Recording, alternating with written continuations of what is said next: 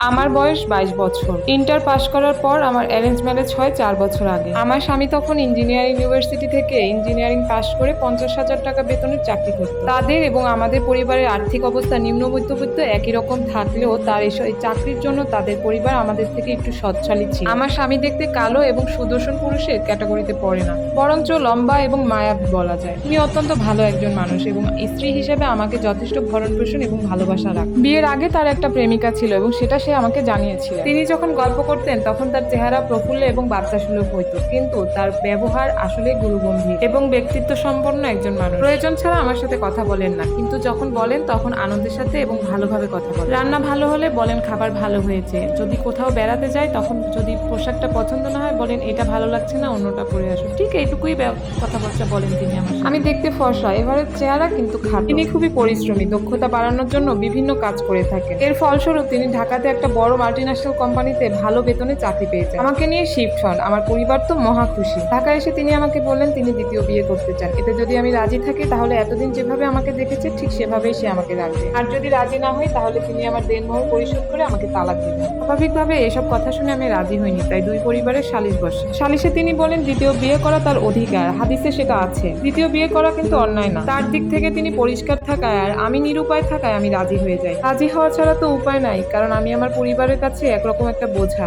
আমার স্বামী বিয়ে করলো তার প্রথম ভালোবাসা, প্রথম প্রেমকে। যে পুরুষ তার মা মারা যাবার পর চোখের পানি ফেলায়নি, সেদিন সে বিয়ে করার সময় কবুল বলার পরে সে অঝরে কাঁদলো তার স্বপ্নের প্রেমিকাকে বিয়ে করতে পেরে।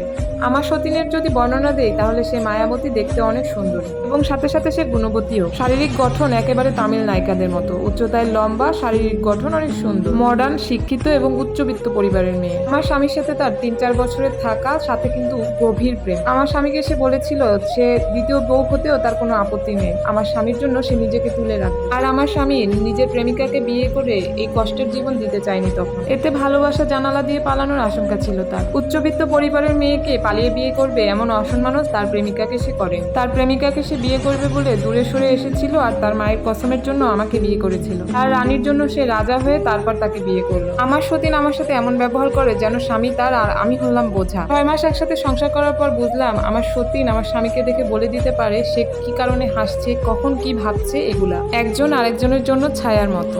তিনি আমার সতীনকে উল্টে পাল্টে আদর করেন, চুলের গন্ধ নেন, কোমর ধরে জড়িয়ে ধরেন, ঘরের মধ্যে দৌড়াদৌড়ি ছোটাছুটি করেন। আর আমার সতীন এমন ভাব করেন যেন আমি তার ননদিনী অথবা ঘরের যা। চমৎকার তাদের বোঝাপড়া। আমার স্বামী সবকিছুতেই তার প্রেমিকার মতামত নেন, আর সেও খুব বুদ্ধিমতী, তার সব কথাতেই তা বোঝা যায়। গত 4 বছরে সে শুধু তার হক এবং চাহিদা মেটাতেই আমার কাছে আসতেন। এটা আমি এখন বুঝতে পারি তার প্রেমিকার সাথে তার অন্তরঙ্গতাতে। আমার সতীন যখন আমার স্বামীকে বলে নিজে থেকে আমার রুমে আসতে, তখন আমার স্বামী আমার রুমে আসে, শুধুমাত্র শারীরিক মেলামেশা করেই চলে যান। সারা রাত আমার সতীনের সাথেই থাকেন। তারা দুইজন দুইজনের জন্য একেবারে পাগল। একটা রাত যদি দেরি হয়ে যায় তাহলে আমার সতীন আর ঘুমায় না, তার জন্য ছটফট করতে থাকে। আমার স্বামী যদি 5টার জায়গায় 2টা চুমু দেয় তাহলে এসে আহ্লাদ করে। তারা শারীরিক সম্পর্কে চরম মাত্রায় বিনোদন নেয়। আমাকে কিছু না বুঝতে দিলেও একসাথে তারা শাওয়ার করে, আমি বুঝতে পারি। আমার সতীন চেয়ে চেয়ে গলায় বুকে দাগ করে নেয়। কত আহ্লাদে যে আদর করে।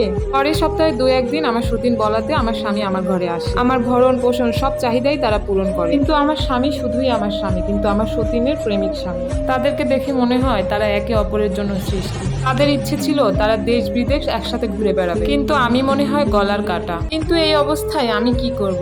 আমার কি ডিভোর্স নেওয়া ঠিক হবে? কিন্তু কেউ আবার বললেন না সতীন তাড়াইতে, কারণ সতীনের তুলনায় আমি তো কিছুই না। এমত অবস্থায় আমি কি করতে পারি? নাম প্রকাশে অনিচ্ছুক এক আপুর গল্প।